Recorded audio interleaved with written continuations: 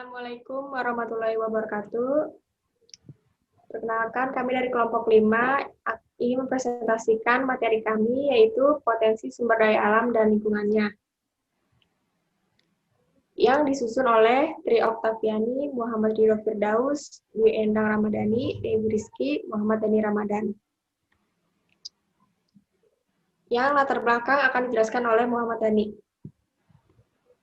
Latar belakang, sumber daya alam adalah semua kekayaan berupa benda mati maupun benda hidup yang berada di bumi dan dapat dimanfaatkan untuk memenuhi kebutuhan hidup manusia. Dalam kurung Abdullah 2007.23. Sumber daya alam dapat dibedakan berdasarkan sumbernya, persebarannya, tujuannya, cara pengolahan dan pemanfaatannya, sifat, potensi jenisnya, pembentukannya, nilai ekonomis atau nilai kegunaannya, bentuknya, Undang-Undang Republik Indonesia serta berdasarkan Barlow.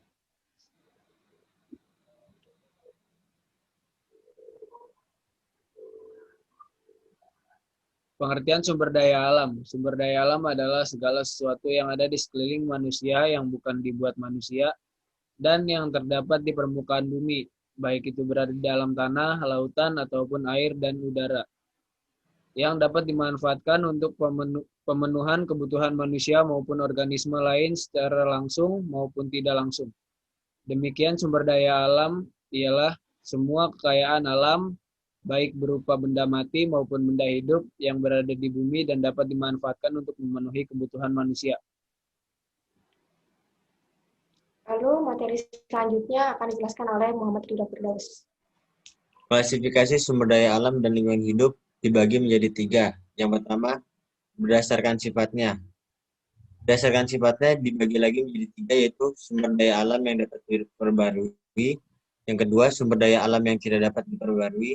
Yang ketiga, sumber daya alam yang tidak habis. Contoh dari sumber daya alam yang dapat diperbarui adalah hewan, tumbuhan, air, dan tanah. Contoh dari sumber daya alam yang tidak dapat diperbarui adalah minyak bumi, gas bumi, batu bara. Contoh dari sumber daya alam yang tidak habis adalah udara, matahari, dan energi pasang surut.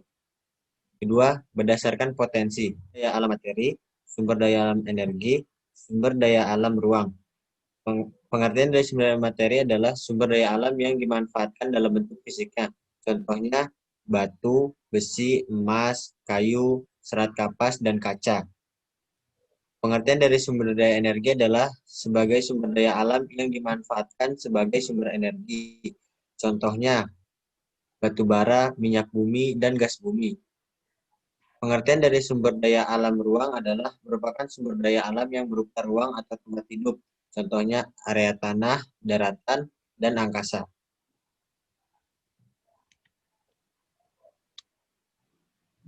Dan materi selanjutnya akan dijelaskan oleh Endang Ramadan. Yang ketiga, berdasarkan jenisnya, yaitu SDA non-hayati atau bisa disebut abiotik. SDA yang berupa dari benda-benda mati, contohnya itu bahan tambang, tanah, dan air. Di gambar samping itu contoh komponen abiotik.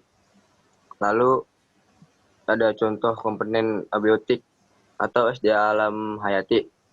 Sumber daya alam yang berasal dari makhluk hidup, contohnya itu hewan, tumbuhan, mikroba, dan manusia. Sumber daya alam hayati dibagi menjadi 3. Ada tumbuhan, pertanian dan perkebunan, hewan peternakan, dan perikanan. Tumbuhan merupakan sumber daya alam yang sangat beragam dan melimpah. Organisme ini memiliki kemampuan untuk menghasilkan oksigen dan pati melalui proses fotosintesis. Oleh karena itu, tumbuhan merupakan produsen atau penyusun dasar rantai makanan. Yang kedua ada pertanian dan perkebunan. Indonesia dikenal sebagai negara agraris karena sebagian besar penduduk Indonesia mempunyai pencaharian di bidang pertanian atau bercocok tanam. Data statistik pada tahun 2001 menunjukkan bahwa 45% penduduk Indonesia bekerja di bidang agrikultur. Hal ini didasarkan pada kenyataan bahwa negara ini memiliki lahan seluas lebih dari 31 juta ha yang telah siap tanam. Yang ketiga ada hewan peternakan dan perikanan. Sumber daya alam Hewan dapat berupa hewan liar maupun hewan yang sudah dibudidayakan. Pemanfaatannya dapat sebagai pembantu pekerjaan berat manusia, seperti kerbau dan kuda, atau sebagai sumber bahan pangan seperti unggas dan sapi.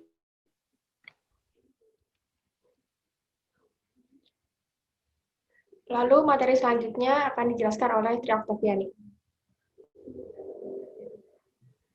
Masalah kependudukan dan lingkungan hidup merupakan masalah yang kompleks karena menyangkut banyak hal seperti kualitas sumber daya manusia, kuantitas jumlah penduduk, persebaran penduduk, jenis kelamin, dan mata pencaharian. Semuanya itu berkontribusi terhadap kelestarian sumber daya alam dan keseimbangan lingkungan.